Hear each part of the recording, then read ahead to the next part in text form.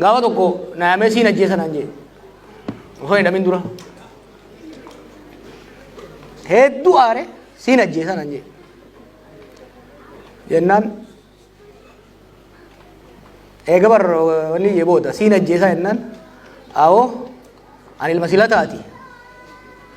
Ayyoon tiyya Goorgisi Sheekh Hussein warra Adabbayyii bikkan dhayne hin qabdu gar hedduudhaan eeganii nan guddeessuu hin dandeessu.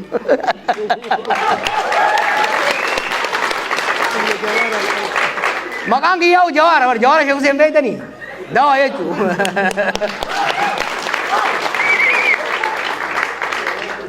Dhuga lubbuun abbaan eeyine amatan eeyine du'a sodaannee garuu du'a sodaannee lubbuu oguma haxxiffatanuu nama keessaa baatu jecha saba kana qaanii keessatti hin dhiifnu kaleellee hin dhiifne ammallee hin dhiifnu sagal duuna malee deesa noo rabbiin asiin naga'e I believe ummata kanaa wajjin hariiroo dhugaa qabna. Paaltook irraa kaasii gaafa ijoollummaa irraa kaasii wal lolaa wal arrabsaa wal falataa dhugaa walii himaas geenye. Waggaa lamaan irraa waggaan as dhufe wal lolaa turreemi.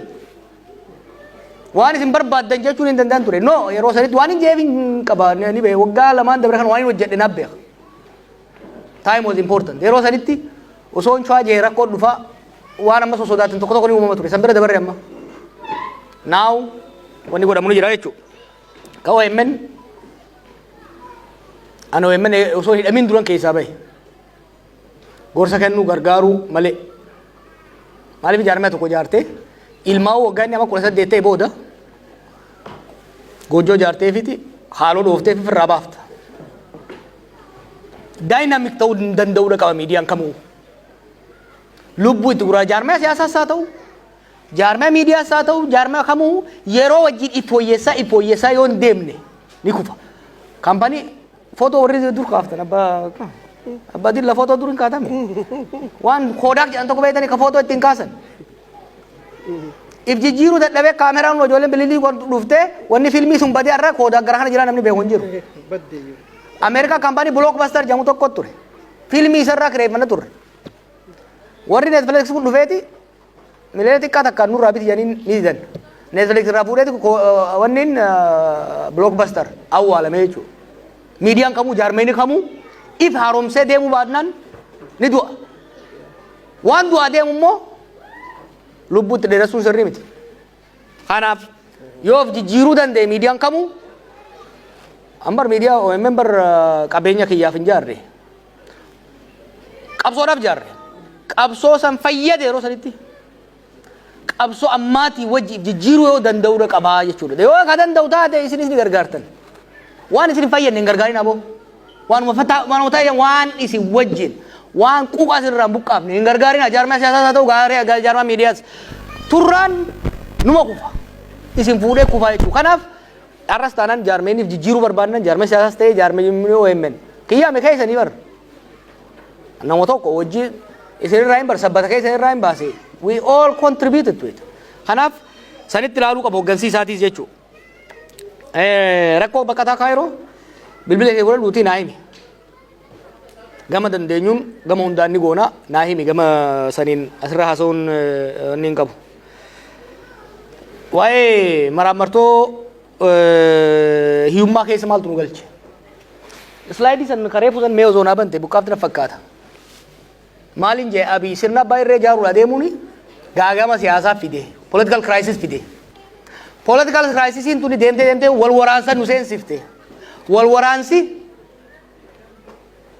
kufaatii diinagdee fide. Wanni sadeen kun addan bayan politics,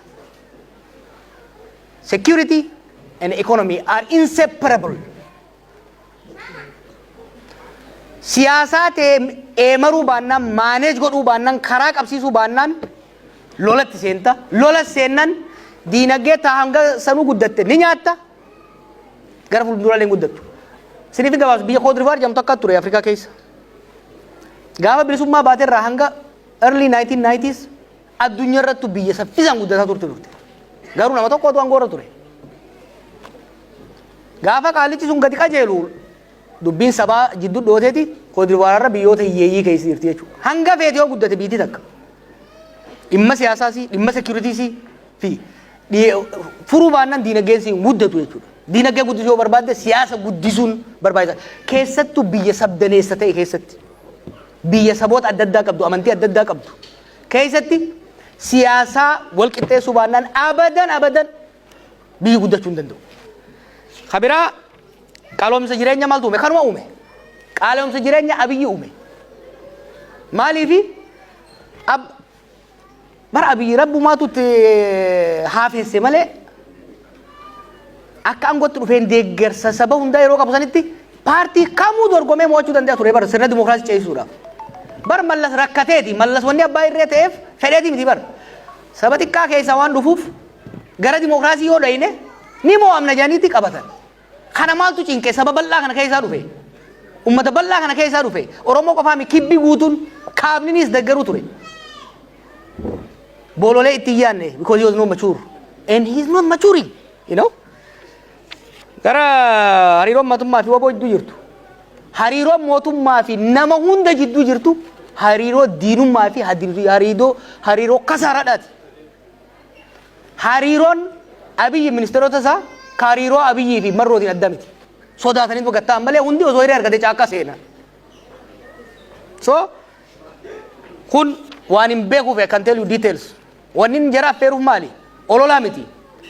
Mootummaa san keessa abbaan fedhe haa dhufu qabatamaan takkaan itti ragaa qabatamaa wajjin gabbaaseen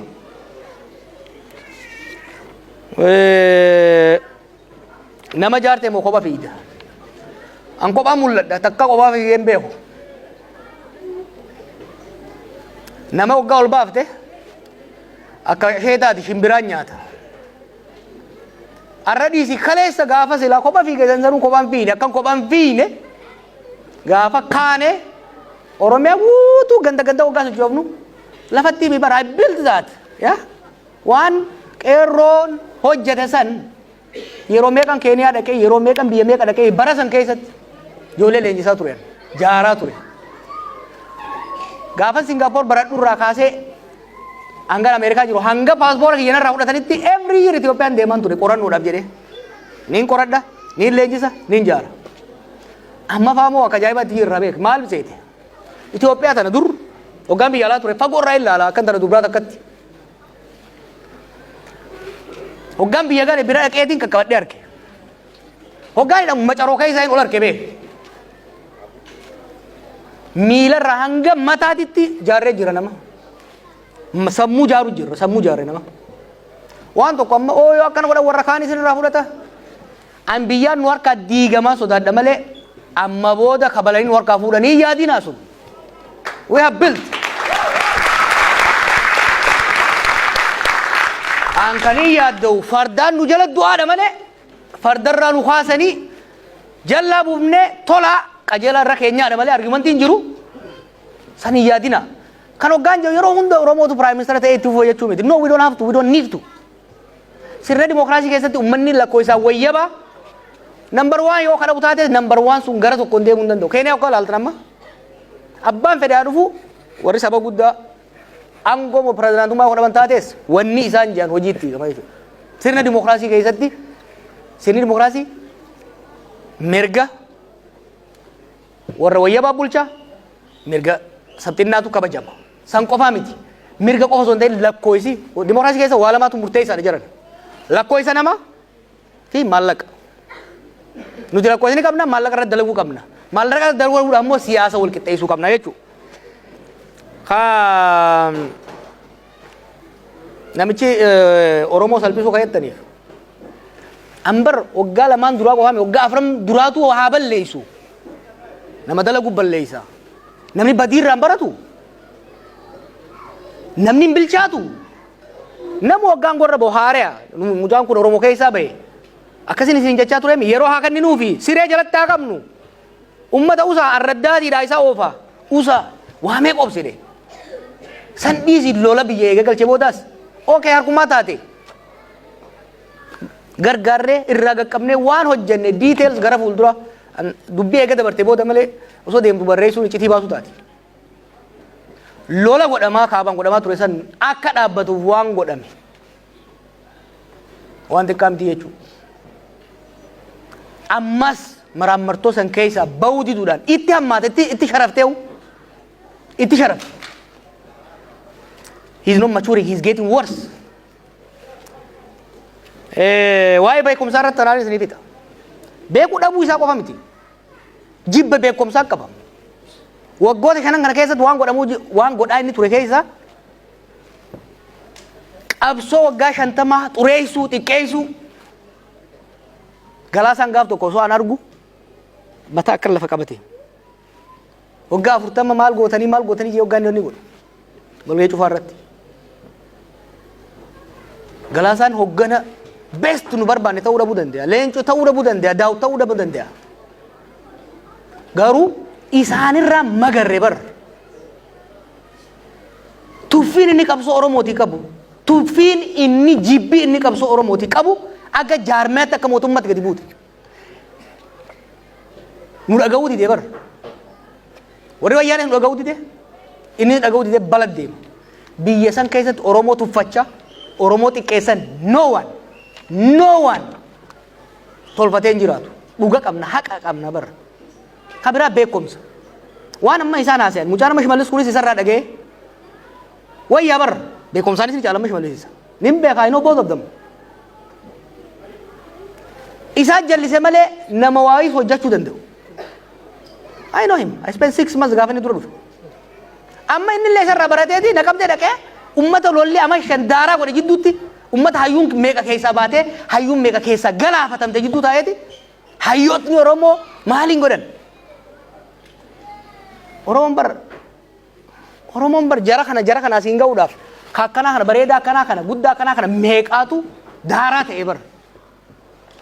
The few we have 1980s keessatti yeroo Oromoon waldaa qorannoo Oromoo dhaabdu Mahamad Asaffaa Jaalataffaan xiqqaa tokko turan warra du'a Qayshibbirii fi gammoojjii Somaaliitti irraa hafe nama xiqqaa tokkotu jaaree saniin knowledge production beekumsaan alatti beekumsi oomishamuudha qaba haqaaramuudha qaba raabsamuudha qaba uummatatti wanti beekumsa irratti hin ijaaramne amma dheengadda waa tokko bareedin ture afaan Amaaraatiin Lee Kuan Yew wanni Singapore faarsan Singapore biyya sammuun ijaaramte beeka Cambridge barateeti tiimni inni fidate hunda top achievers China nama guddataa jirtu kun paartii seenuudhaaf qormaataan dabarta. Biyya guddatte tamiu yoo laaltan biyya tan amma biyya Neezerlaand tan sammuu ijaaree bar biyyi tun bishaan ni jirtiimi maal jaa? I think Holland rabbi ijaare Neezerlaand immoo Dachii ijaare jani sammuudhaan ijaaran bishaan kana jidduutti jechuudha. Biyyi beekumsaan ijaarama. Beekumsa kam goota? Karaa bisii kan barnootaan gabbifatta. Yoo dhabde immoo nama beekuu dhaggeeffatta. Hin beekuu maaltu balleessa? Jeneraaloonni meeshaa jiran kun isa jira amma biraan ture. Tuffii inni jeneraalota kanaa qabu. Harka qabanii guddisan. Isa dura guyyaa tokko waraana tokko hoogganeen beeku guyyaa tokko saglii tokko hoogganeen beeku. Tuffiin inni jara kanaa qabu. Qondaalota obbiduu amma durii kana. Haga feene ajibbinu muuxannoodha qaban. Tokko ofitti hin dhiyeessu girmaa laafaa isa bira jiru tokko malee isaa hunda ga'u. None. Oromo and Ethiopia deserves better. Crisis akkanaa dhiisi biitummaa wal qixxaateewu beekumsa tuffachaa beekumsa dheeffaa ijaaramuu hin danda'u jechuudha. Kana wanni jedhu maali?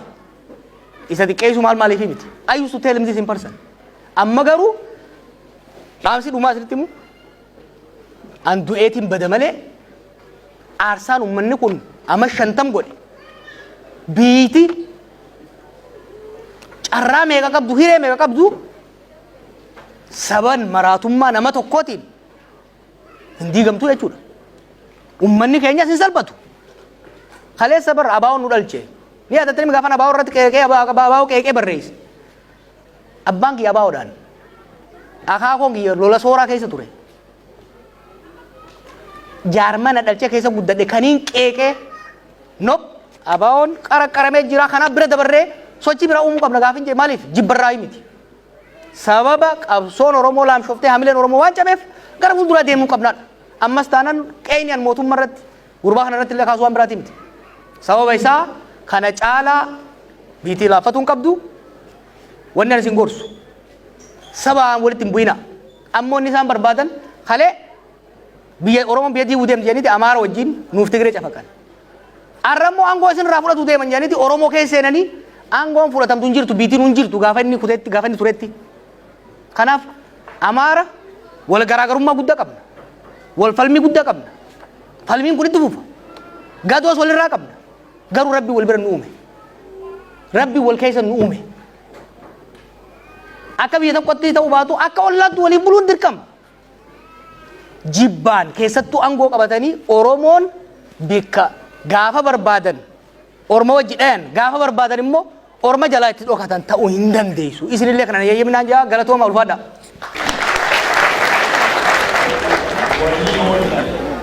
Kardi Rafut.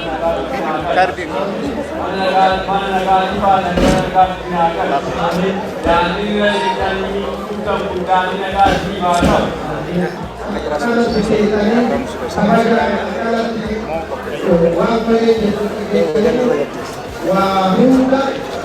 Sabi.